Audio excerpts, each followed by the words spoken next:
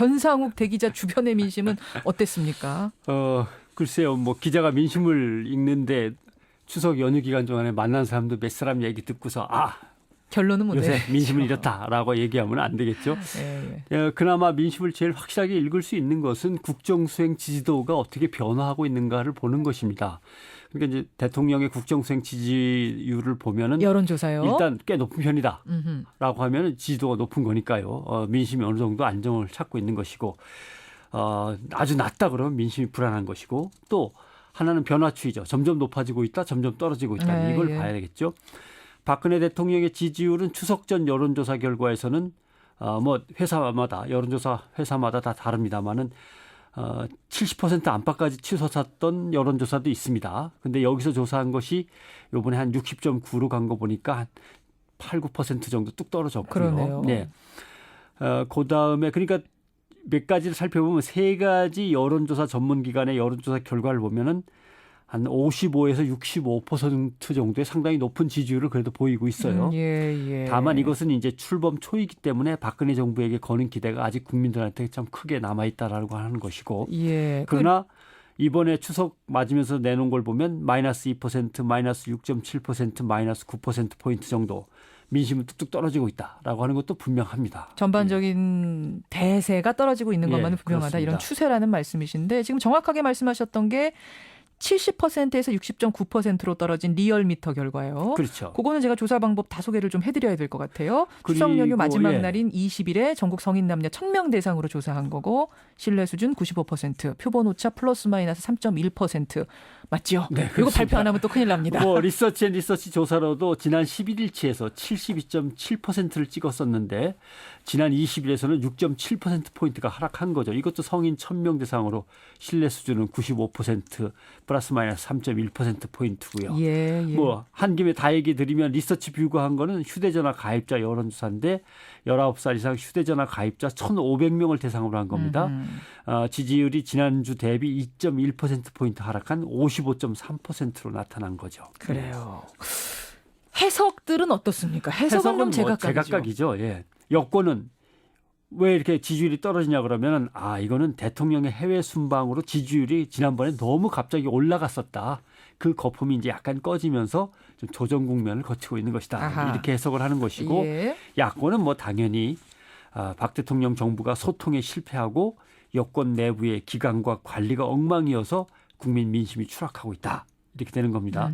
야당 얘기는 민생과 경제를 외면한 권력 장악에만 몰두하는 이런 정권이어서 민주주의가 무너지고 있다고 하는 것이고 여권에서는 야당이 민생을 외면해서 국민적 저항이 지금 커지고 있는 중이다. 이렇게 주장을 하는 거고 그래서 여권에서는 민생을 외면하고 정치적 발목을 잡는 야당을 비판하고 또 한쪽에서는 민생을 챙기지 않고 정권 유지에만 골몰하는 여권을 비판하고 있고 뭐 이렇게 되는 겁니다. 제각각의 목소리. 지금 청취자 8616님도 지적하셨습니다만 각 당이 그 당의 비교적 우호적인 국민들만 주로 만나다 보니까 지금 이렇게 해석이 다른 거 아니냐 이러셨어요. 그렇죠. 그렇다면 과연 진짜 민심은 어떤 건가요? 진짜 민심은 뭐 간단합니다.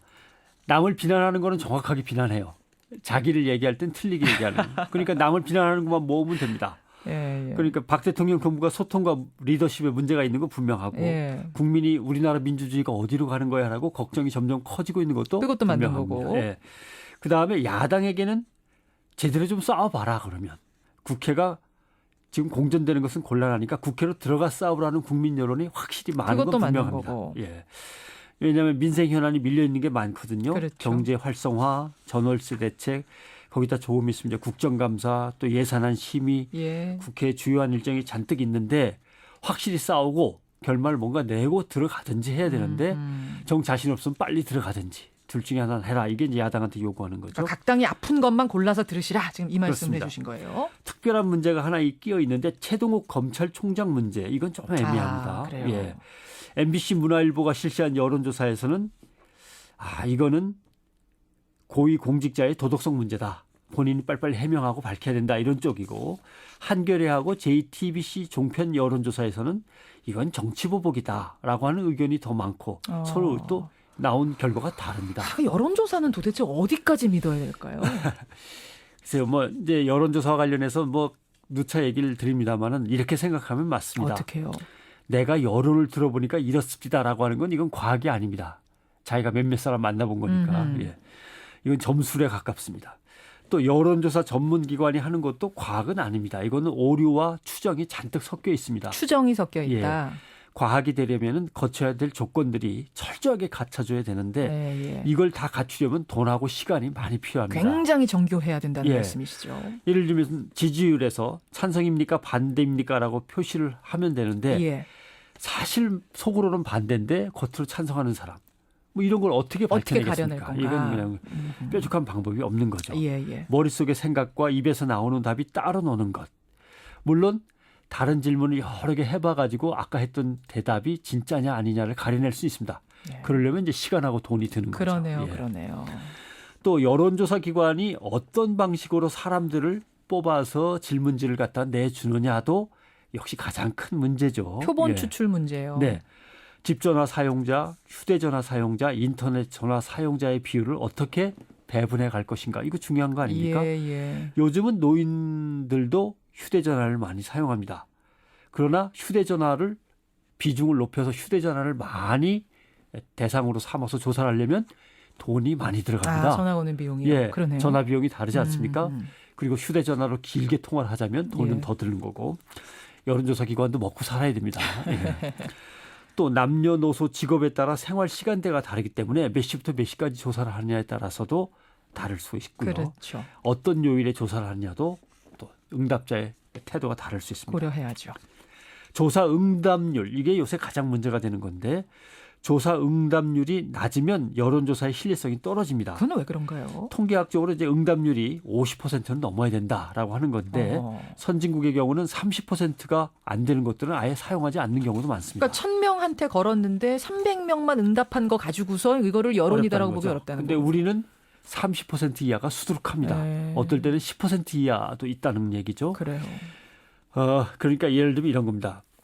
누군가에게 지지 여부를 물었는데 싫습니다. 대답하지 않겠습니다. 이런 사람이 어쩌다 나오면 괜찮은데 이런 사람들이 10%, 20%, 30%, 50%가 된다는 얘기는 나름대로 대답을 거부하는 어떤 특징이나 공통점이 있을 겁니다. 이유가 있을 거라고요. 근데 그걸 보완하지 않고 그대로 조사에 반영하면 어떤 특정의 의견을 가진 사람들은 상당수가 조사에서 제외돼 버리는 이런 결과를 낳으니까 오차가 생기는 거죠. 그러네요. 예.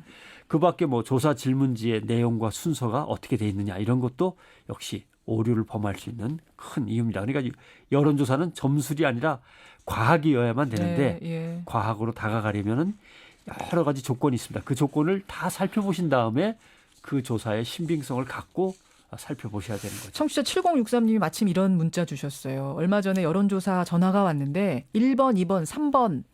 1번 대통령 정치 잘한다. 2번 보통이다. 3번 잘못한다. 이런 순서로 돼 있고 3번 답과 뭐 보험 광고가 섞여 있더랍니다. 네. 이런 오류 같은 것도 시정이 안 되고 그냥 조사가 되는 경우가 그걸 만약에 못한다 1번, 중간이다 2번, 잘한다 3번으로 왔으면 다를 수 있는 그러니까요. 거죠. 그런 순서도 영향을 미치는. 이제 추석이 끝나면 지역에서는 재선거 운동이 벌어지기 시작합니다. 곳곳에서 여론조사를 진행하는데 대개 개인적으로 부탁하기 때문에 돈 주고 의뢰한 사람의 입맛에 맞는 여론조사가 많습니다.